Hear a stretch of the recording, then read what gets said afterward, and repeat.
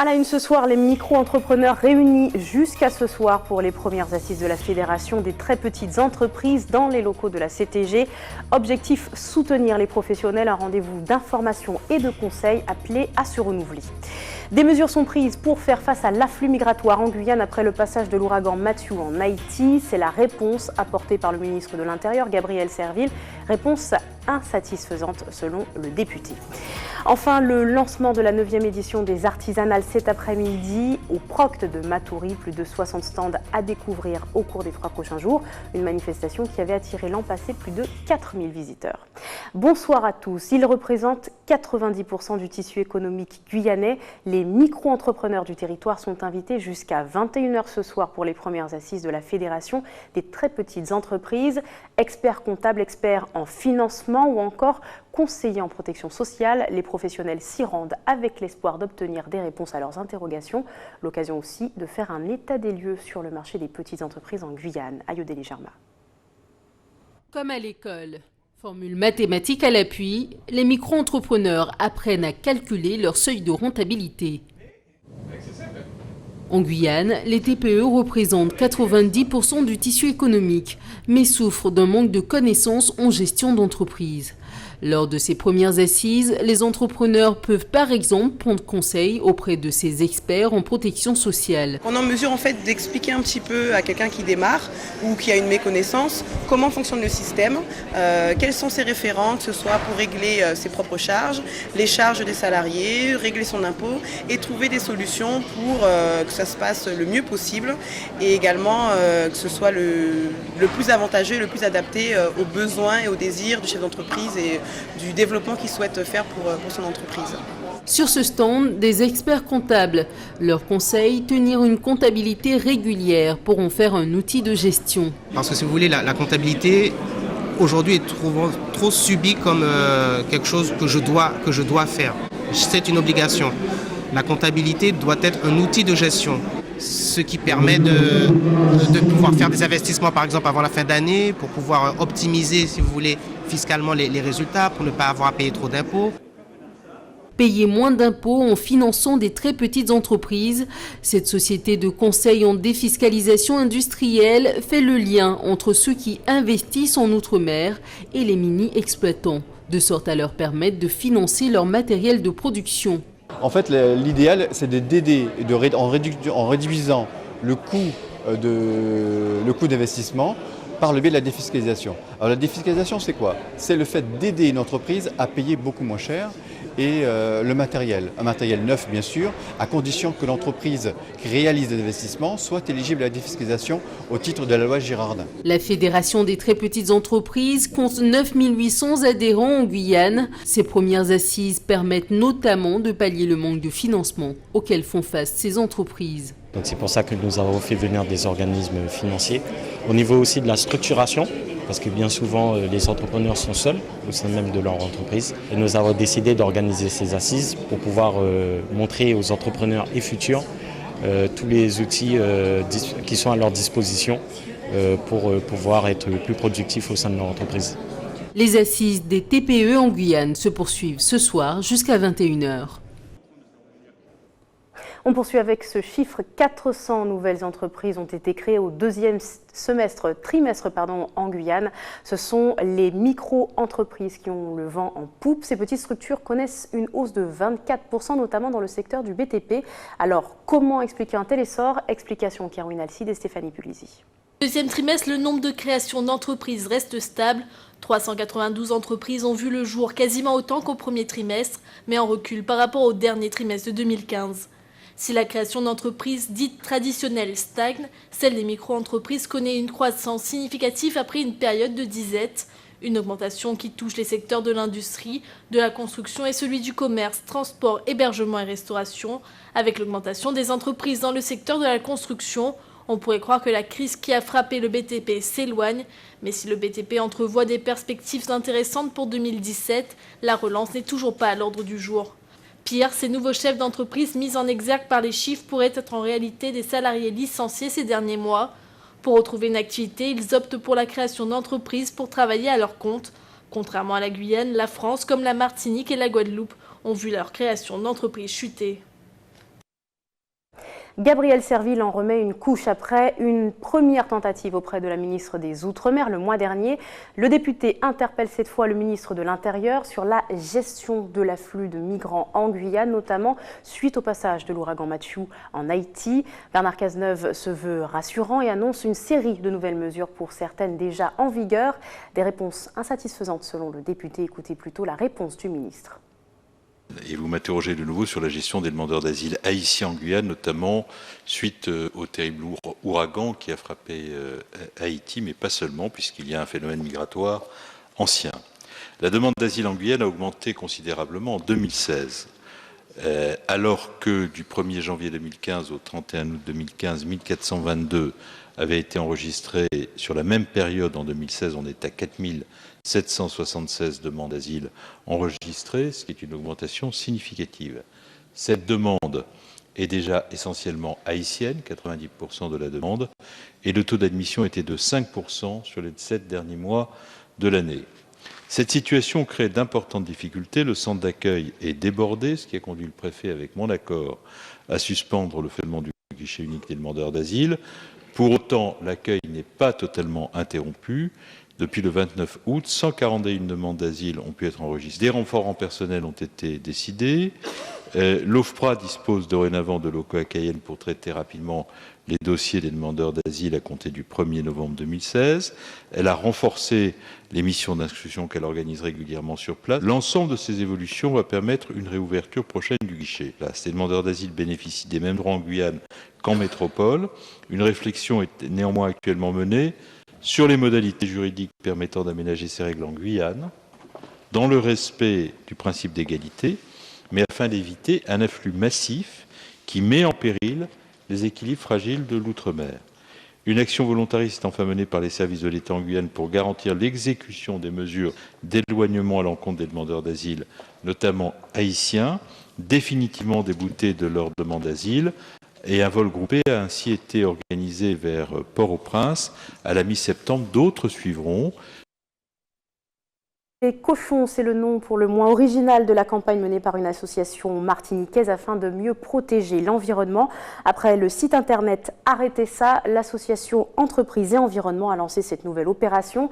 Objectif, réduire le nombre de décharges sauvages en les dénonçant. Un reportage signé Guy Raphaël René. C'est avec cette affiche qu'a été lancée la nouvelle campagne de sensibilisation des Martiniquais à la protection de l'environnement. Un affichage d'une centaine d'exemplaires sur l'ensemble du territoire. Où sont les cochons ? C'est que c'est pour la propreté de l'île et les gens qui ne respectent pas. Qu'est-ce que vous pensez de cette affiche-là ? C'est une bonne campagne, bien dessinée, pas mal. À voir si les gens vont respecter et comprendre. C'est une bonne chose, ça devrait faire les gens prendre conscience qu'il faut être plus propre. Ça vous dit rien du tout? Rien du tout, désolée. Peut-être que le terme est un petit peu fort, un petit peu osé, mais bon, peut-être que c'est justement pour pouvoir bousculer un petit peu les opinions et faire réagir les gens. Est-ce que vous avez déjà vu cette affiche-là quelque part en Martinique? Non, c'est la première fois, non, c'est quoi ça? C'est la première fois, c'est une affiche ça, où sont les cochons signalés? Est-ce que vous avez déjà vu des cochons? Oui, il y en a partout. Il y en a partout, sur la route, près de chez moi, il y en a partout, effectivement. Il faut les dénoncer quand on les voit. Je pense qu'en faisant ça, ça va les interpeller un petit peu, ils vont peut-être faire autrement. Il faut que la population puisse prendre conscience comme quoi qu'ils ont un pays merveilleux. Depuis 2010, l'association Entreprises et Environnement a recensé près de 9000 décharges sauvages en Martinique, comme ici, dans la commune du Robert. Un nombre en constante augmentation durant les 6 dernières années.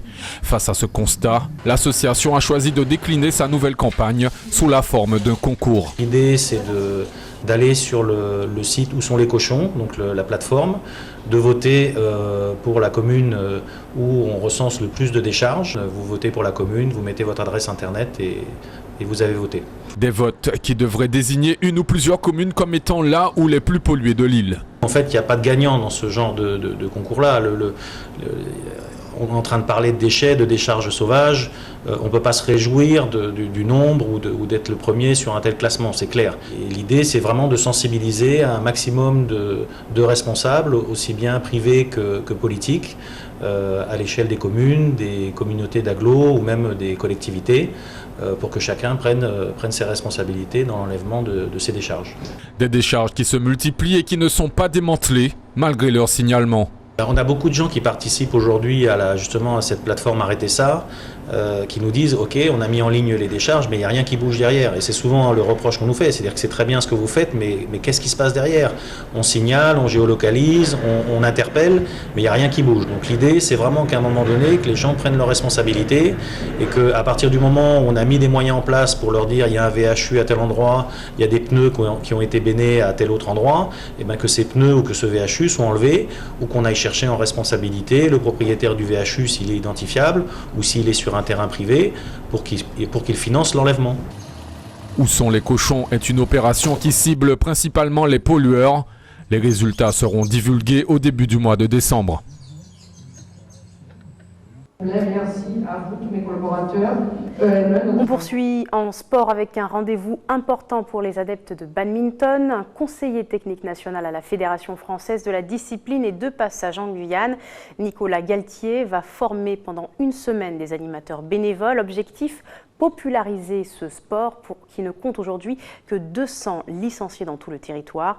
Le projet a été présenté ce matin à la CTG. Réaction recueillie par Ayodele Germa. La volonté de la fédération, évidemment, c'est aussi d'accompagner tous les territoires, y compris les territoires ultramarins. Donc, depuis quelques années, au niveau de la DTN, en fait, on a désigné un conseiller technique national par territoire. Donc, par le passé, il y a déjà eu, en fait, un collègue à moi qui est déjà venu faire un peu de formation.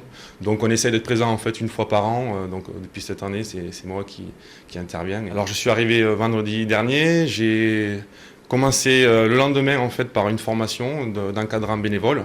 Donc on a mené 4 jours de formation pour les animateurs bénévoles, premier niveau.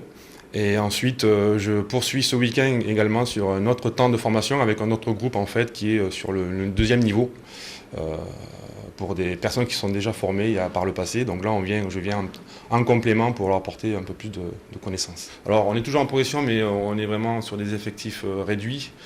Pour la simple et bonne raison, c'est qu'aujourd'hui, on a réussi quand même à mailler plus ou moins le territoire, mais on est également confronté à un problème d'accès au gymnase.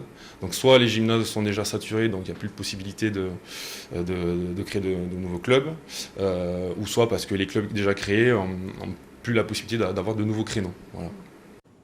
La 9e édition des Artisanales s'est ouverte cet après-midi au Procte de Matoury. 3 jours pour faire toute la lumière sur les savoir-faire de chez nous.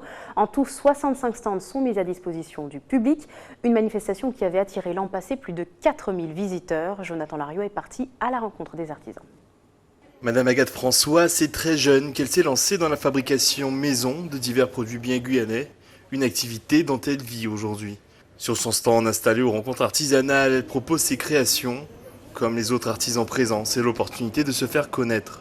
Alors, mes produits, j'ai travaillé chez moi et j'ai fait tout ça qui est local.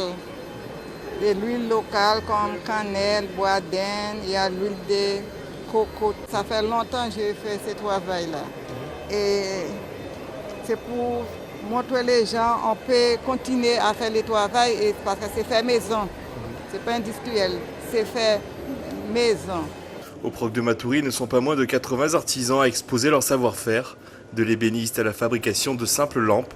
L'événement en est à sa 6e édition et continue d'être la vitrine de l'artisanat guyanais. Très souvent, l'artisan il est dans son atelier, dans son laboratoire, dans son salon. C'est à coup de grosse publicité, de soutien qu'il va se faire connaître, sinon on ne le connaît pas.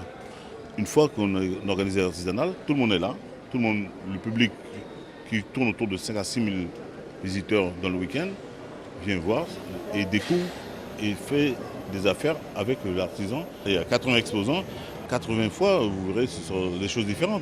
Mais c'est le premier employeur de Guyane. Mais malheureusement, on n'a pas encore réussi à faire en sorte qu'il soit reconnu en tant que tel. Mais je pense qu'à force de montrer notre savoir-faire, je pense qu'à terme, on reconnaîtra l'artisanat comme étant la première force économique du pays. Les artisanales, c'est 3 jours d'expositions diverses jusqu'à ce dimanche. Et notez cette information, la collecte pour les grands brûlés d'Haïti se poursuit en Guyane. Comptez à ce jour des promesses pour 3 735 dons pour un montant de 148 621 €. ATV Guyane, associé avec Médecins du Monde, vous invite à effectuer des dons au numéro et à l'adresse qui s'affiche sur votre écran. Ainsi s'achève votre journal. Avant de se quitter, je vous rappelle les principaux titres de l'actualité. Les micro-entrepreneurs réunis jusqu'à ce soir pour les premières assises de la Fédération des très petites entreprises dans les locaux de la CTG. Objectif, soutenir les professionnels. Un rendez-vous d'information et de conseils appelé à se renouveler. Des mesures sont prises pour faire face à l'afflux migratoire en Guyane après le passage de l'ouragan Matthew en Haïti. C'est la réponse apportée par le ministre de l'Intérieur à Gabriel Serville. Réponse insatisfaisante selon le député. Enfin, le lancement de la 9e édition des Artisanales cet après-midi au Procte de Matoury. Plus de 60 stands sont à découvrir au cours des 3 prochains jours. Une manifestation qui avait attiré l'an passé plus de 4000 visiteurs. Merci de nous avoir suivis. Dans un instant, le journal de TF1, puis vos programmes continuent sur votre antenne ATV Guyane. Très bonne soirée à vous. Bon week-end. À lundi.